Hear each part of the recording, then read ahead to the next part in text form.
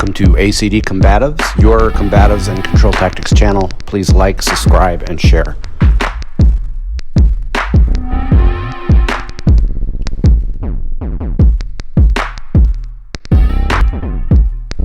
Hey guys, Coach Kurt. I wanted to talk about situational awareness, and we like to use that catchphrase. Another example is pre-assault indicators. What's important now? Hit them back first. Don't be in a hurry. Be quick, or be quick, but don't be in a hurry. These are things I throw at trainees, and I think I do a good job of trying to explain what I mean, but let's break it down even further. I was watching a video that was sent to me by an instructor from the academy. He's our agency representative at the academy. He was sending it out to all the field training officers. And I'd say the last half hour of the video, because it was 2.5 hours long, was the best part. He was drawing from a book called Left of Bang. And bang being an explosion, exactly how you hear it. Left of bang. And it's a Marine Corps concept. And bang is the moment when shit hits the fan. In a combat situation, the enemy opens up on you. You've been ambushed. You get the idea.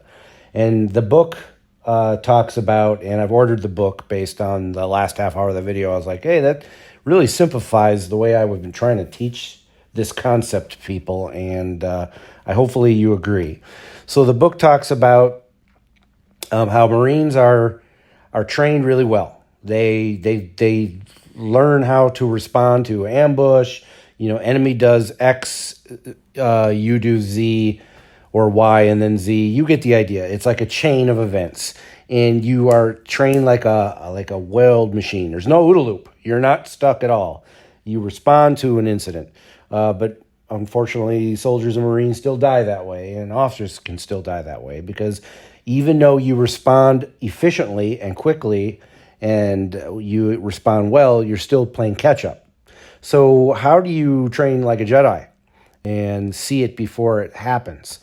Well, in the book Left of Bang, the concept is you're hunting for anomalies. And that's just another way of saying situational awareness, right? Well, yes and no. Like I talk to people about pre-assault indicators when I'm teaching control tactics, and when I'm teaching a trainee in FTEP about, you're on a traffic stop and you pull somebody in the car, or you contact somebody in the field and you have your, interview stance, and you're looking for pre-assault indicators. But to simplify it even more, all you really need to do is hunt for anomalies. And what does that mean? What is something that catches your attention that's not normal? And how do you know what's normal? Well, hopefully from years of training. This is why in field training, I make my trainees make hundreds of car stops. I have them for 4 weeks in my phase, 3 phases total. But in my 4 weeks, whatever phase, it doesn't matter which is phase 1, 2, or 3, they're making a crap load of traffic stops, because it's the quickest way to build a catalog in your mind. This is what is normal. You stop 100 cars, and one of those is going to be different than the others. One is not like the others. If you've made thousands and thousands of stops in your career, then it's even easier to realize this is an anomaly. What is happening now leading up to this car stop, or what is happening on the car stop, is an anomaly, or multiple anomalies start popping off in the middle of your contact. That should be a clue. That should be your indicator to respond before the incident even kicks off. I'm not saying shoot the person in the head. Well, there was 3 anomalies, so I shot him in the head before he could shoot me. That's not what I'm saying. But what I am saying, and what the concept behind hunting for anomalies means, is that you've made 1,000 traffic stops. Everybody generally responds pretty much the same way if they're just regular Joe. Even if they're pissed off, everybody has a similar way of responding. But you're going to recognize the pre-assault indicators or the anomalies that's going to tell you, I'm going to respond before it even happens. So you're trying to get ahead of the game. You're going to build yourself up for success. Let's take a look at some videos. I've got a couple videos that I'm going to pull up, and we're only going to show like a minute of each video or aspects of the video, and we're going to see the anomalies that pop up, and that way we can see on the video what we're talking about here. Went through a divorce not too long ago, and my little girl's going to be staying with me. How long is she going to stay with you? Forever, I hope. Well, I mean, at least until she's old enough to get married. But Orozco's daughter, who is sitting in the van, is probably spending the last few moments she will ever get to spend with her father in the free world. Go ahead. Outstanding DPS warrants out of Sulphur Springs. You have an outstanding warrant out for you. Do you have any objection if I look in your vehicle? No, I don't. Is that a problem? Is that okay? Orozco gets his daughter out so that Jeter can search the van. I can't afford to go to jail. Well, we'll talk about it, okay? So he has a warrant. First of all, he shouldn't have had the radio go off in front of him. Now he knows that she knows. That's one mistake. It happens. The second one is he says, I can't afford to go to jail. That's an indicator right there that he is subconsciously telling her, I'm not going to jail. She could have ran this individual away from him, call for backup if it's available. If not, sometimes it is, sometimes it isn't. But you wait for backup, put him cuffs, and put him in the vehicle. He's got a warrant.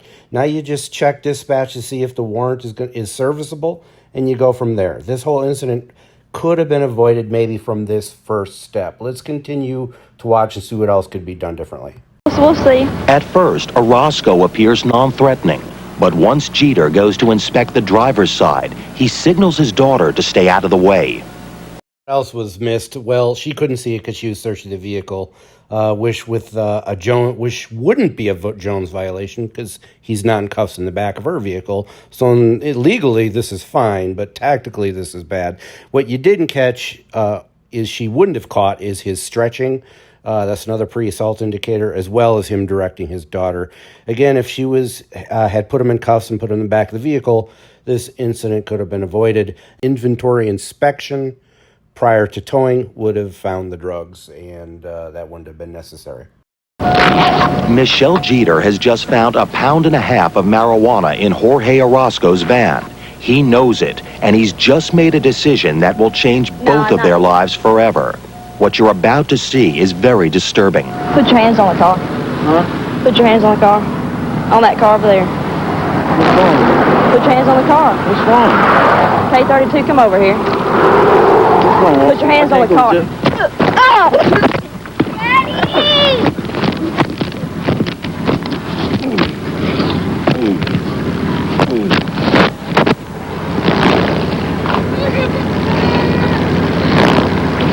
Get in the car.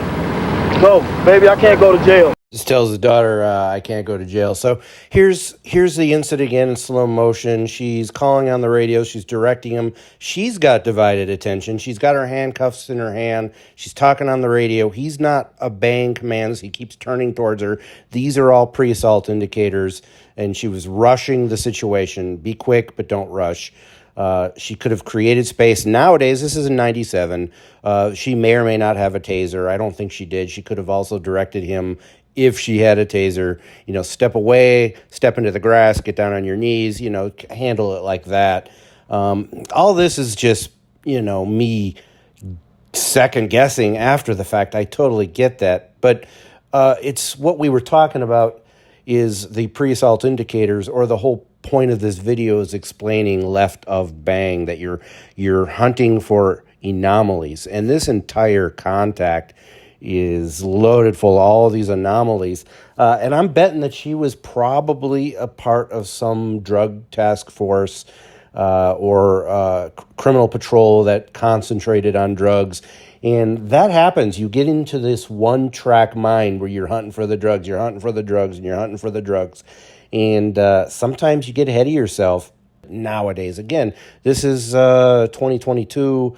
And I've got 25 years under my belt. It's easy for me to say these things. But as a field training officer, it's absolutely mandatory that I talk about this kind of stuff. Because you can see she might have permanent damage from that kind of assault. He's a big, strong guy, and she's maybe half his size. It's hard to tell. But either way, I mean, she walked right into those punches. We're not going to talk about the tactics. You know that I'm a control tactics instructor and emphasize mixed martial arts and grappling, jiu-jitsu based training. Things like that could have changed how this turned out. But that's neither here or there. You shouldn't even have to get to the fighting situation if your tactics are good, creating space, recognizing the pre-assault indicators or the anomalies, as I'm trying to explain in this video, and prevent stuff before it happens. Again, train like a Jedi. If you see the anomaly and you start stacking anomalies, and in this incident, so we had multiple anomalies, I think she was focused on the prize, focused on drugs, and she missed a lot of indicators. Guys, I've missed a lot of indicators in my career. I know I have. Nobody's perfect. But if you concentrate on the anomalies, again, you don't have to know the end result. You're like, I'm seeing multiple anomalies. It's time to slow things down. Time to be quick, but not in a hurry. Back up and reassess.